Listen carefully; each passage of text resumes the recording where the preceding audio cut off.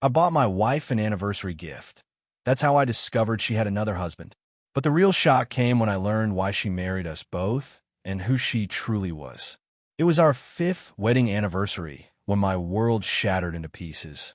I'd spent weeks planning the perfect gift, a custom gold necklace with Sarah's fingerprints engraved on the pendant. What better way to celebrate half a decade of marriage than with something as unique as her? The jeweler asked for her ID to verify the fingerprints. I handed over her driver's license without a second thought. That's when the clerk's face changed. He kept glancing between me and the computer screen, his fingers hovering uncertainly over the keyboard. "Sir, there seems to be a problem," he said slowly. "This woman's identification shows she's already married to someone else." I laughed. I actually laughed out loud. "That's impossible. She's my wife." Then he turned the monitor toward me. There she was, my Sarah, smiling in her DMV photo, but listed under a different last name. Thompson. Sarah and Thompson. Married August 14th, 2015. The date burned into my retinas.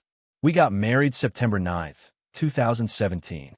I remember walking out of that jewelry store in a daze, the summer sun feeling strangely cold on my skin. The necklace order form crumpled in my fist.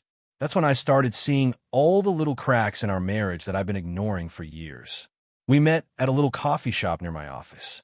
She was always there in the mornings, tucked into a corner with psychology textbooks and a large black coffee. It took me 3 weeks to work up the courage to talk to her. When I finally did, she blushed so deeply I could see it creeping down her neck. Our courtship was straight out of a romance novel. Picnics in the park, lazy Sunday mornings. That time she surprised me with tickets to see my favorite band. When I proposed a year later at that same coffee shop, she cried so hard she could barely say yes. Now I realize those might have been tears of guilt rather than joy. The signs were all there if I'd been willing to see them. Like how every 3rd weekend she'd visit her sick mother in Chicago. I'd offered to go with her countless times, but she always had an excuse. Mom's embarrassed about how she looks now, or it's just not a good time. Then there was the spare bedroom closet that was always locked. "Just storing some childhood things I'm not ready to deal with," she'd say whenever I asked. One day when she was out, I picked the lock. The closet was completely empty except for a single black suitcase covered in airport baggage tags. But the most damning clue came every Tuesday night at exactly 7 p.m. when she'd disappear into our bedroom for phone therapy sessions. I could hear her whispering through the door, but the moment I'd walk by, she'd raise her voice to normal volume. After the jewelry store revelation, I decided to follow her on her next mom visit. I called in sick to work and tailed her to the airport. Instead of heading to the Chicago gates like I expected, she walked straight to the commuter flights terminal. Indianapolis. I bought a last-minute ticket, my hands shaking so badly I could barely swipe my credit card. When I got to the gate, I saw something that made my knees buckle. A man in a navy blue suit holding a handwritten sign that said, "Welcome home, Mrs. Thompson." And 2 little girls, maybe 4 and 6 years old, running to hug Sarah's legs, screaming, "Mommy, Mommy," at the top of their lungs. Sarah scooped them up in her arms, kissing their faces as the man in the suit wrapped his arms around all 3 of them. That's when I realized the necklace wasn't the only custom order in our marriage. Sarah herself had been one too. The fluorescent lights of the Indianapolis airport buzzed overhead as I stood frozen, watching my wife of 5 years embrace 2 little girls who called her mommy. The oldest had Sarah's nose. The youngest had her laugh. A well-dressed man, David Thompson, I'd later learn, kissed her cheek like it was the most natural thing in the world. My hands clenched into fists at my sides. Every instinct screamed to storm over there, to demand answers. But something deeper, colder, held me back. If I confronted her now, she'd lie. She'd explain it away, and I'd never know the truth. So I did the only thing I could think of. I followed them. The Thompson residence was a picture-perfect 2-story colonial in an affluent suburb, the kind of house Sarah always sighed over in home magazines, but claimed was too expensive for us. As I sat in my rental car across the street, watching through their bay window, I noted every sickening detail. The way Sarah helped the girls with their homework at the kitchen table, just like she'd done with our niece last Christmas. How David poured her a glass of red wine at exactly 7:30 p.m., her usual time back home.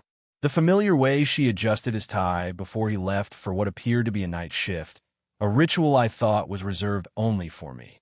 I stayed there until every light in the house went dark, until my phone died and my stomach growled with hunger I couldn't bring myself to satisfy. The numbness that had carried me this far was wearing off, replaced by a simmering rage that made my fingers tremble against the steering wheel. At 1:47 a.m., I made my move. The back door lock gave way with minimal pressure. Sarah had insisted we install the same unbreakable deadbolt at our house. The kitchen smelled of lemon cleaner and the faintest hint of garlic, just like ours always did after she cooked. My chest tightened as I took in the details. A calendar by the fridge marked date night on the third Friday of every month, the same night Sarah claimed to have book club back home. Photos on the refrigerator of vacations I'd never been on, including one at our favorite beach resort, taken during what Sarah had told me was her work retreat. A junk drawer containing the exact same brand of pens, paper clips, and rubber bands as our junk drawer. It was like walking through a funhouse mirror version of my own life. The upstairs master bedroom door creaked open to reveal more decor.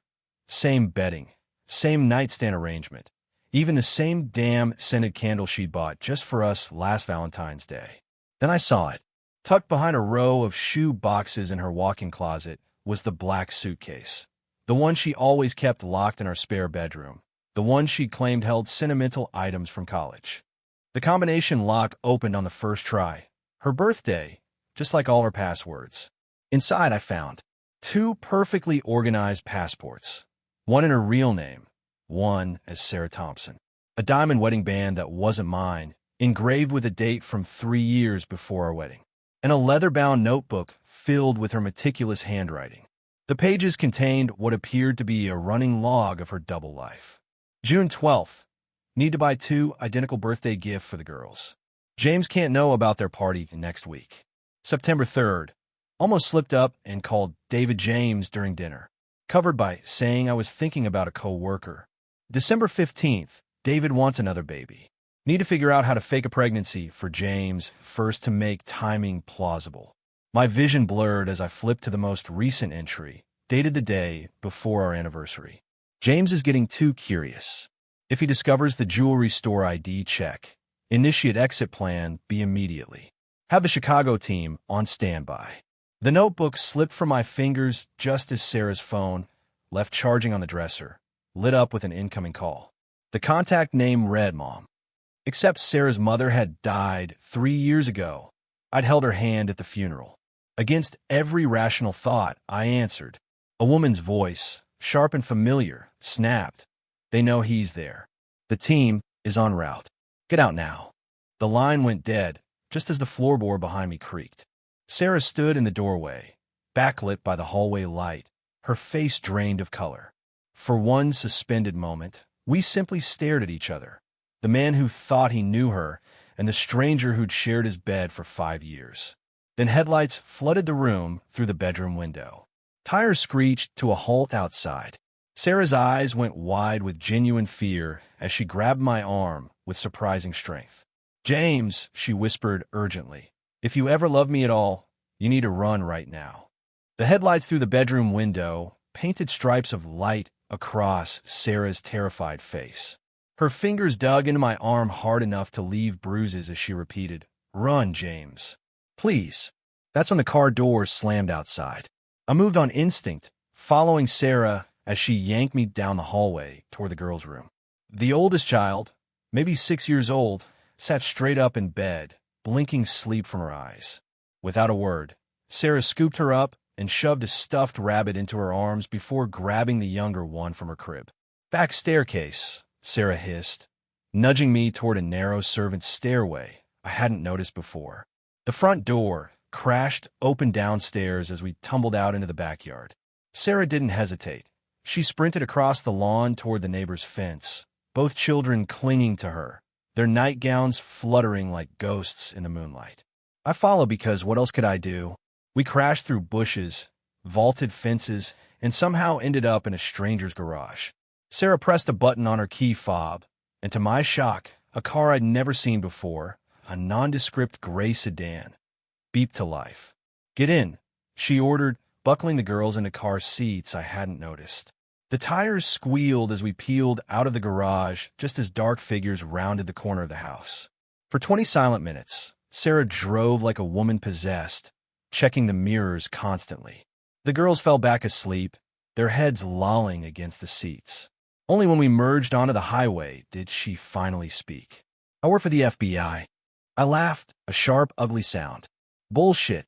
Sarah reached in her bra and pulled out a slim badge wallet, flipping it open with one hand. "Special Agent Sarah Mercer. Deep cover for 8 years. The photo ID looked real. The name, Mercer, not Thompson or my last name, stared back at me in official government print. "David Thompson is the head of a human trafficking ring we've been trying to take down for a decade," she said, her voice steady in a way that terrified me more than any lie ever had. "Those girls aren't mine. They're witnesses we rescued last year." My mind reeled. "And our marriage?" "Cover," she admitted, glancing at me for the first time since we'd fled. "We needed someone with your security clearance at the tech firm. Your background was perfect." The pieces clicked together with horrible clarity. How we'd met at that coffee shop near my office. How easily our relationship had progressed, even the way she'd encouraged me to take that promotion last year. "You used me." Sarah's grip tightened on the wheel. "At first." That's when the older girl in the back seat stirred, blinking sleepily at me. "Daddy James?" she murmured before drifting off again. Sarah's breath caught. "They've been calling you that for months. They think we're their real family now." We drove through the night, stopping only at a rundown motel just before dawn.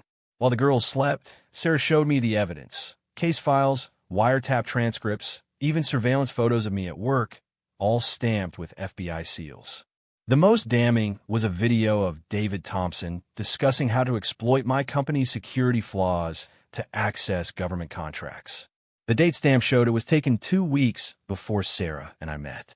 "I was supposed to recruit you," she admitted, sitting on the edge of the bed with her head in her hands. "But then I fell in love with you. With our life. That's why I kept postponing the operation." The truth settled over me like a lead blanket. 5 years of marriage. A home. Plans for children. All just collateral damage in some investigation I'd never consented to join. The ending came 6 months later, after testimonies and safe houses and more lies than I could stomach. David Thompson got 23 life sentences. The girls were placed with an aunt in Oregon. Sarah, no, Special Agent Mercer, disappeared into another assignment. And me? I found a necklace. The one with her fingerprints I'd ordered for our anniversary. The jeweler had finished it despite everything. When I opened the box, a slip of paper fluttered out, Sarah's handwriting one last time. "The prints are real. The love was too. I'm sorry." I threw in the river. Then I went home, to the house we'd shared, to the life we'd built, to the truth that no amount of government apologies could ever fix. Some lies are too big to forgive. But the worst part? If she walked through that door right now and told me it was all another cover story, I'd probably still believe her.